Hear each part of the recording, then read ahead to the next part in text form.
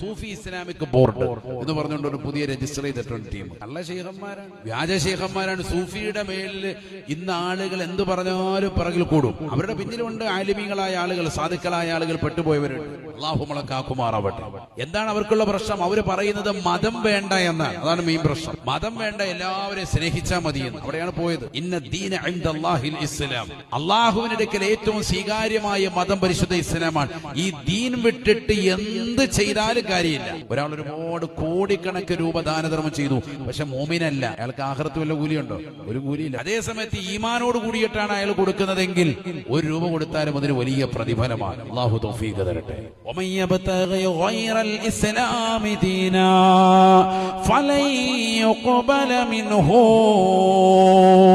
പരിശുദ്ധമായ ഖുർആനിലൂടെ അല്ലാഹു ഉറപ്പെടുത്തിയതല്ലേ, ആരെങ്കിലും അല്ലാഹുവിന്റെ ദീനിനെ വിട്ടുകൊണ്ട് ദുനിയാവിൽ ജീവിച്ചാൽ മതം വേണ്ട, മനുഷ്യന് പരസ്പരം സ്നേഹിച്ചാൽ മതി എന്നുള്ള ആശയവുമായി കടന്നു വന്നിട്ടുള്ള ഇസ്ലാമിക് സൂഫി ബോർഡിന്റെ ആളുകളില്ലേ, വ്യാജമാണ്. പെട്ടുപോകല്ല മുസ്ലിമേ, അത്തരക്കാരെ മാറ്റി നിർത്തൽ നിർബന്ധമാണ്. അള്ളാഹുവിനടുക്കൽ സ്വീകാര്യമായ മതം അത് പരിശുദ്ധമായ ഇസ്ലാമാണ്. മതമില്ലാതെ നീ എന്ത് ചെയ്തിട്ടും കാര്യമില്ല. പരിശുദ്ധമാക്കപ്പെട്ട ദീനിൽ അടിയുറച്ച് നിന്നുകൊണ്ട് നീ ഏതെല്ലാം കാര്യങ്ങൾ ചെയ്തോ സ്വീകാര്യമാണ്. വമൻ യബ്തഗി ഗൈറൽ ഇസ്ലാമി ദീനാ ഫലൻ യുഖ്ബല മിൻ.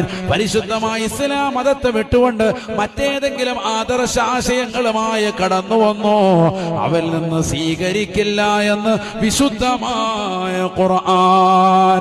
വഹുവ ഫിൽ ആഖിറതി മിനൽ ഖാസിരീൻ.